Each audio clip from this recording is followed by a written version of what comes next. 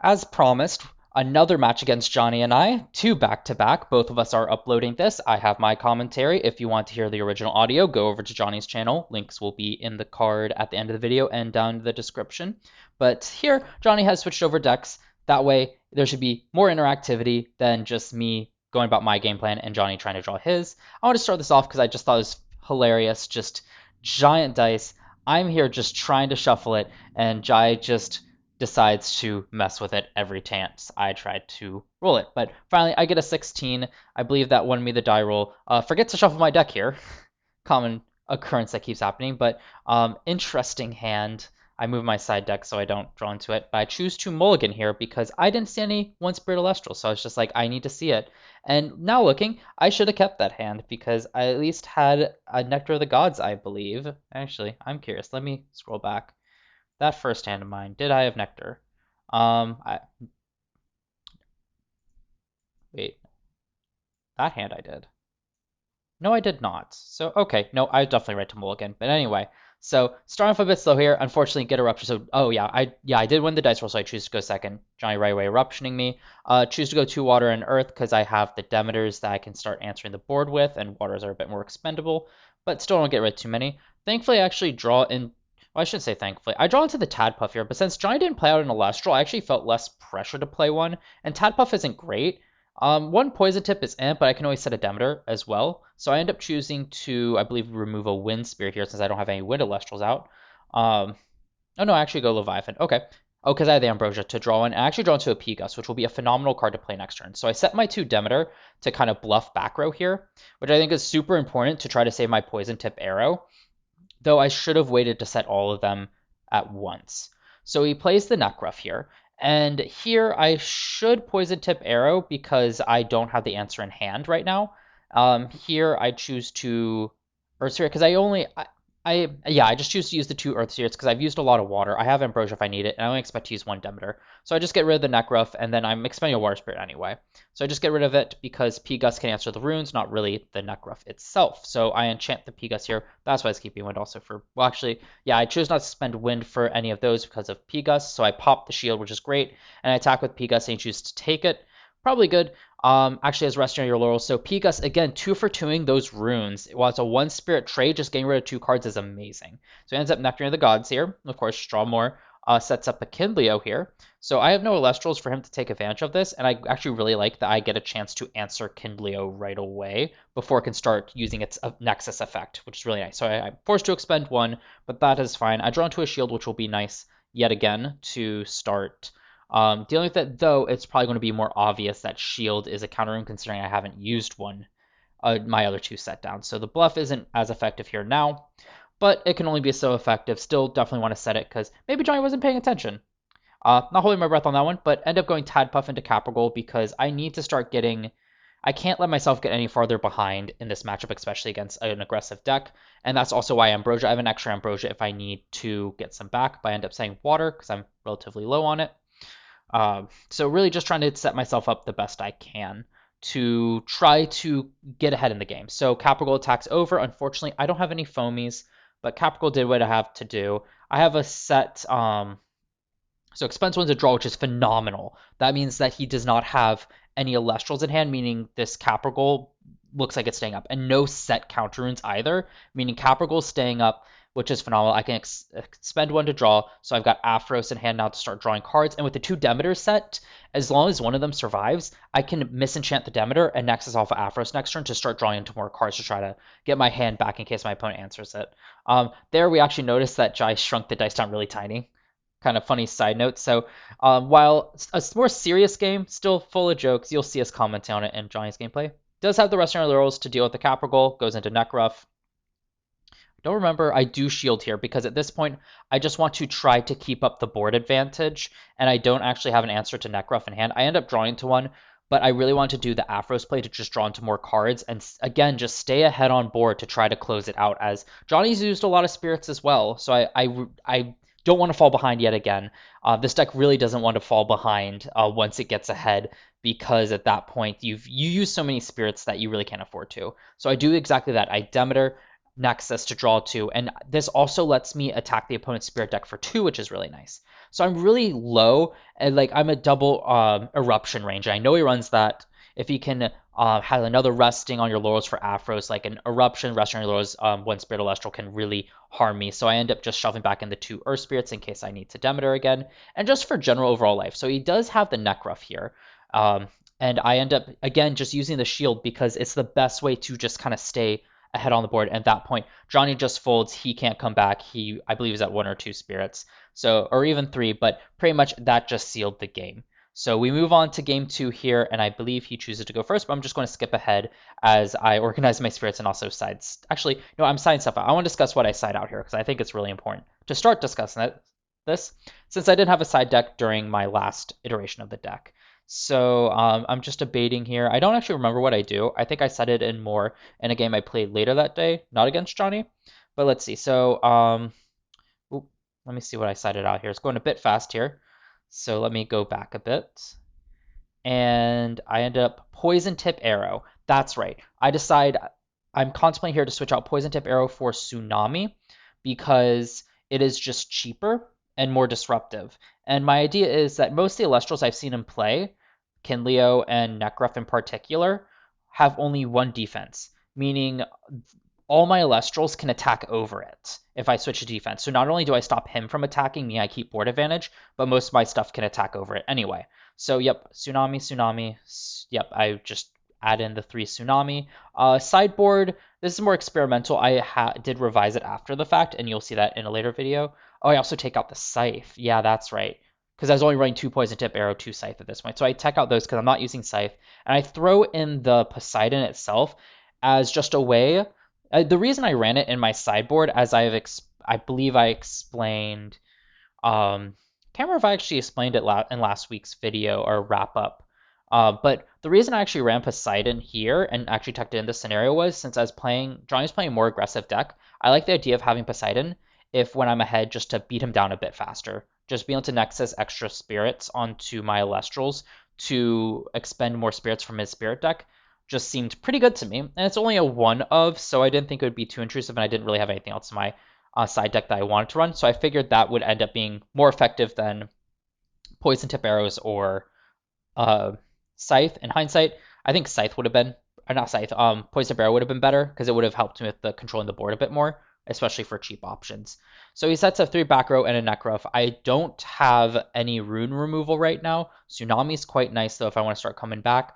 So I'm debating here, what do I do? Do I just try to stall out with Foamee? Do I start trying to crash with Sorlet and just try to get rid of those counter runes? So here I actually just go Foamee in defense because I do have the Tsunami. I do have the shield to kind of help make up some board advantage. So I figured that if using my counter runes to try to not slow my opponent down a little bit would be preferable. And I can always float with Foamee to start attacking over stuff. And maybe I can see a P-Gust start answering those counter runes, or just kind of get in a more ideal position to answer those counter runes. So he has a Volcaries, which is really strong, especially with the Volcanic Forge, just one of the highest attacking 1-spirit Elestrals. So I end up Tsunamiing here, set them both to defense to see if I can start answering some of these. And with no like counters to counter runes right now, other than like Sonic Ore, but more in the rune side of things. Really nice that I was able to do that. Just slow him down by a turn, see if I can draw my outs. Because now Foamee and Sorlet can actually start attacking. So I believe here, I don't know if I enchant the Sorlet. I think Foamee here is better. Oh no, I would need to go Sorlet to actually start attacking over things. So yeah, I go Sorlet. I properly enchant Sorlet. See if he has a response. Because at this point, I just need to start doing things. So if he has responses, there's nothing I can do about it. So he ends up having the Zaptor. Or sorry, the Gorgon's Gaze to stall the Sorlet. He goes Boombat to pop Foamee. Great play. Switches them both to attack. So I'm forced to shield here. So I shield the Necruff back. I'm thinking I should have shielded the Volcaries, but I think I was more worried about having to spend more spirits with Necruff. I ended up drawing the Earthquake anyway. So actually thinking back on it, it probably would have better to go for the Volcaries, but that's the play I decided to make. I ended up drawing the Earthquake, so it was fine. I can go Foamee. Yeah, in hindsight, maybe I'll think of a reason I did it now, but I should have just waited to shield the Volcaries. Oh, I know I didn't shield the Volcaries because it's easier to deal with the Necroth than the Volcaries. I wanted to get rid of the Volcaries, not delay it. That's why I did it. So actually, I don't think I'm entirely wrong there. He sets up the Kinleo and Nexus to get rid of the Foamee. I'm forced to expend two, but I finally get a P-Gust start popping the back row. Restaurant of Laurel's great target as I try to get ahead again. Not too relevant here, though.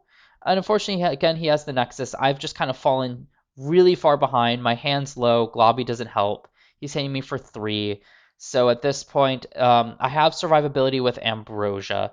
So not the end of the world. I expect one to draw. Demeter, again, just doesn't help me. I need presence on board to be able to deal with it. And in that sense, one thing I probably could have done in this game is just say, okay, well, I can't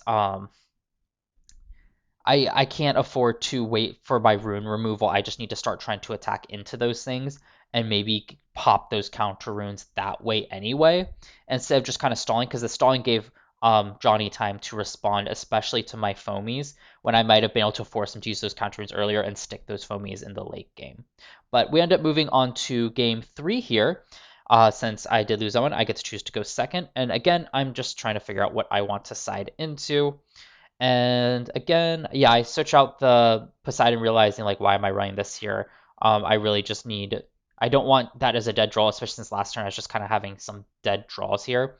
So here, I really should, and I think I do, just throw in that Earthquake, as it's just a phenomenal way to try to catch up on board, especially with Volcaries. Say such high attack, I think Earthquake's going to be really my best response to deal with it right away. Poison tip arrow technically can, but yeah. And that was and another good point is, especially now that I'm running the tsunamis, I need those answers on my turn, or the same thing will happen as what happened last game, where even though I stalled him, I didn't have a way to actually regain control or regain control of the board, especially from an Elestral standpoint. So it's just on the back burner the entire game and ran out of steam. So here I also get rid of a Caprigol because I figured that Caprigol is too slow to set up. I'm going to need to rely more on my one Spirit Elestrals.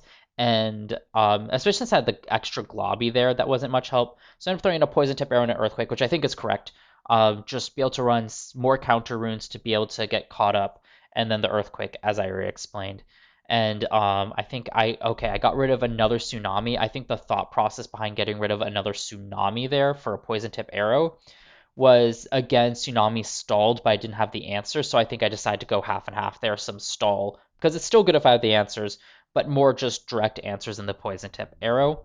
I think there's also an argument to be made, maybe cutting out more of my top end. I don't know. I would need to think more about Globby versus Caprigol, but maybe just keeping the 3 tsunami and then the adding in the 2 poison tip arrow. That's another thought. But uh, that would come with more testing. But here, my opponent sets one, sets of Volcaries, have a Mustachian, and here I think I realize the error of my ways. I just decide to go for it. Ends up getting Gorgon's Gazed, but that's fine. I force him to use 2 spirits. It's not like Mustachian is going to be useless. So I set 2. He sets up a Kinleo. So he can start nexting off of things for Kinleo's effect to get rid of the Mustachian. So he ends up just attacking, not even nexting. So I set the Tsunami. So I still have the Mustachian on board, which is phenomenal. And then Sorlet here, another phenomenal draw to answer his board. And here's where Tsunami comes in real clutch, as it since I had answers on board, it just let me set up to then here just attack over his 2 things to grab control of the board again, as I use Mustachian's ability again. So that would be another thing. If he had actually used Kinleo's effect, this could have been very, very different, as I would have not had the Mustachian on board, so I only would have been able to attack over one of them. So the Celestial Advantage is going to be huge. He uses the Earthquake, doesn't actually have another Celestial to normal enchant, meaning I'm just grabbing control of this board here. I have a Pel Aquarius now. Since I don't really need to react to his board too much other than Rune, which I don't have a P-Gust, I can Pel Aquarius to add Foamee, just furthering setting up my domination of the board, as now if I throw out a Foamee, he's got 3 other threats that can attack over stuff, and then a Foamee, which will float into stuff if he tries to destroy it. So he does go into another Volcaries, again with that Forge Up, really powerful. Uses the Ambrosia to start trying to catch, just survive a bit more, refresh some spirits. Understandable since he's on the back pedal here, trying to get caught up to my board advantage. Volcari is able to attack over Sorlet because between Volcanic Forge and Volcaries, it's at 6 attack. So I use Nectar of the Gods, draw 2. Another Tsunami, pretty nice here, as since I have control of the board, I really just kind of need to stall on it. But I do also just have the Earthquake out, and I just take the advantage here, as I'm more in beatdown mode. I just want to get rid of his stuff, make sure I'm expending as many spirits as possible. Of course, set the Poison Tip Arrow, set the Tsunami just for being able to better use it. And I set up my own Foamee. He's getting a bit ahead about the spirit extension. I just set up my own Foamee. Again, just wanted to force my way to expend 3 spirits.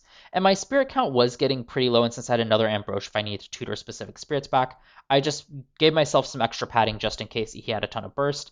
So here, at first he was just like, I'm just going to go out on my terms and play another Volcanic Forge, and he realized he's not out of it yet. So let him take that play back. I ended up expending 1 because I don't see any reason to go into Capricorn here. So I just expend 1 to draw just in case. I forget what the spirit count was, but it was still high enough where I didn't think going into Capricorn and risking losing out on a possible answer if he plays out an Elestral next turn. Because if anything, he's going to deal with the Mustachian some way, and Foamee and Pellicarius can't get over it. And granted, I have Earthquake. Actually, I didn't have Earthquake when I expended. So that was my idea behind holding Capricorn, is it just gives me an easy way to attack over it. Turns out, just if anyone draws me into Earthquake anyway. But he missed a chance of Boombat to attack over Mustachian. I just Tsunami here. Honestly, I probably should have just swapped with Mustachian on that enchant and kept the Tsunami. But anyway, at this point, Johnny throws in the towel. He had a Volcanic Forge and 2 Blazers here. And turns out he's playing a Trifernal deck, which is really interesting. I would have liked to see Trifernal come out, but again, just unfortunately, those 3 Spirit Elestrals are too slow and too high risk. And the reward just isn't good enough yet to make them to see them frequently. But unfortunately, with the 2 Blazers in hand, couldn't do much. And then on top of that, that turn 2 play, I believe. Yeah, turn 2 play, where instead of Nexusing with Kinleo to get rid of the Mustachian instead of trying to attack over it, really mattered there. Because if those Blazers, I think he said at least one of those Blazers in hand the whole time, maybe even both of them, that would have been very different, as I would have only been able to use the Sorlet to attack over one of them, and he could have gone into a Blazerus, and that could have been actually a very different game, as I would have had potentially trouble dealing with it from there. Though with Shield, I did have some cushioning, so that is true. And that's where you also have to be kind of careful, as with those 2 Spirit Lestrals, where it's very high risk, high reward as well. So even though looking back on it, Blazerus would have been a strong play, as we can kind of see here, I did have the out to it, which is probably also the other reason Johnny was a bit hesitant to go into it and maybe made the play that he did, keeping up the Volcanic Forge, because I almost positive he did not have the Volcanic Forge. Like, the Volcanic Forge is not this one card in hand. So, but still though, great matches.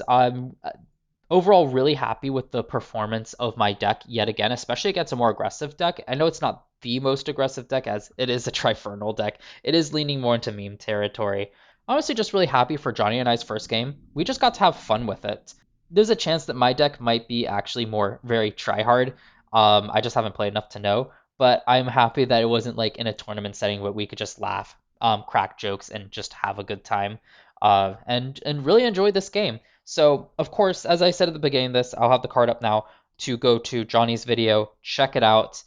You'll hear both my what our kind of back and forth throughout this entire game, and it was honestly a lot of fun. There's actually some really funny jokes in here from Johnny's end that I know if you've seen his shorts, you'll have an idea of what it is, but you need to watch the full video for the full effect. It's hilarious, and I mean, come on, these were just really fun games. Johnny's a great content creator. Go check him out.